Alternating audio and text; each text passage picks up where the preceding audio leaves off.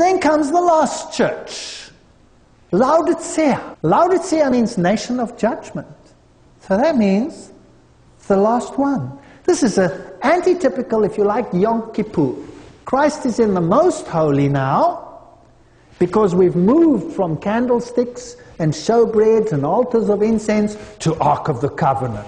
So he's moved into the next phase, a Yom Kippur, a time of judgment. Because thou sayest, I am rich and increased with goods and have need of nothing, and knowest not that thou art wretched, miserable, poor, blind, naked. Wow, this church is in trouble. I know thy works, that thou art neither cold nor hot. Aha. I would that thou wert cold or hot. So then, because thou art lukewarm and neither cold nor hot, I will spew thee out of my mouth. Revelation 3:15 and 16. Notice that the rebuke is not, I will come and take your candlestick and give it to someone else. The rebuke is, I will spit you out. Ha! You see, this is the last church on earth. There's no taking away of the candlestick. There's only a spitting out. So this church goes through to the kingdom. But those that are lukewarm will have to be spat out of it. This church will be shaken. And those that do not conform will be shaken up. So is this a perfect church? Yes or no? No, it's pathetic.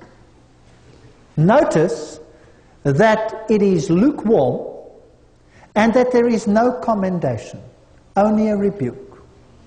No commendation whatsoever. It's the only one that has no commendation. Nothing. Now, is God interested in literal riches, yes or no? No. So, in what are they rich? Spiritually. Yes. They have biblical knowledge. They have biblical knowledge. You see, the Reformation had not completed the job. The Reformation became fragmented because of an incomplete job. Then Philadelphia time period came along and a consolidation took place, and the word was again unraveled in all its fullness, and Laodicea inherited the knowledge. Here they were. They had the knowledge. And what do they do with it? Sit on it. And what do? They become rich and increased in goods and have need of nothing. They start playing church. The church is supposed to be the light of the world, but these people play church. And they do not know that they are wretched and miserable and poor, spiritually poor, and blind. They don't have discernment, and they are naked. They are devoid of Christ. You see, faith without works is dead. Whereas works doesn't earn you any brownie points because you are saved by grace and grace alone. If you do not share that which you know, well, then you have a problem. And if you are rich, if you believe that you have the truth, well then, why share it with someone else? It might make you uncomfortable. And there are people that might believe that they have the truth and that the truth will save them. Well, the Jews believed that, and they had the truth, but they rejected the Messiah and nailed him to a cross. Didn't they do that? So to have the truth doesn't save you. To have Jesus Christ saves you. And if you have Jesus Christ, you will go out.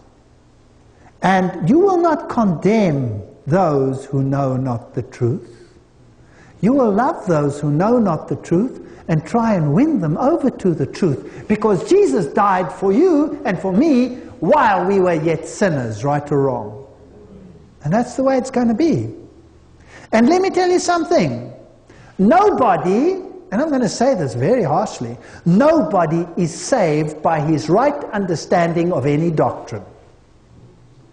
Have you got that? If you have the perfect knowledge on how to be saved, is that going to save you? No. If you sit on it and you have it and you're rich and increased in goods, that's not going to save you. Applying it to the heart and making Jesus the center and the alpha and the omega of your life, that is saving knowledge with works. But to sit on it won't save you. Now, if you become so rich and increased in goods that you start arguing on this issue and that issue, and I have the perfect understanding of this doctrine, and therefore I am right and you are wrong, and you are lost and I am saved. This church is so full of knowledge that it has time to debate the issue round and round like a dog with its mouth and its tail running round and round in circles and getting nowhere. This church is wretched and miserable. So if you're looking for the perfect end-time church, you will not find it. You have to look for one that's miserable and poor and blind and wretched. Then you might have found it. How's that? I counsel thee to buy of me gold tried in the fire, that thou mayest be rich, and white raiment, that thou mayest be clothed. So how do you get rich? And how do you get the robes of righteousness? And how do you cover the shame of your nakedness? And how do you get spiritual discernment and eye salve so that you can see? As many as I love, I rebuke and chasten. Be zealous, therefore, and repent. So if you want to do what is right, God will put you in the fire of affliction. So I have bad news. Anybody who finds this truth, it's hot. Finally, I have to tell you that there are people on this earth who have a knowledge of the truth, but they're not very well known for spreading it. They're rather well known for sitting on it and arguing amongst themselves as to the particulars of each particular point, and as to their perfection or non-perfection in this issue or that. That's not the issue. Jesus is the issue. Truth is important, but only if it is applied to the hearts. And I pray that we all may understand and gain a knowledge of the truth, but that we far more, lest we become clanging cymbals, find Jesus and apply him to our heart.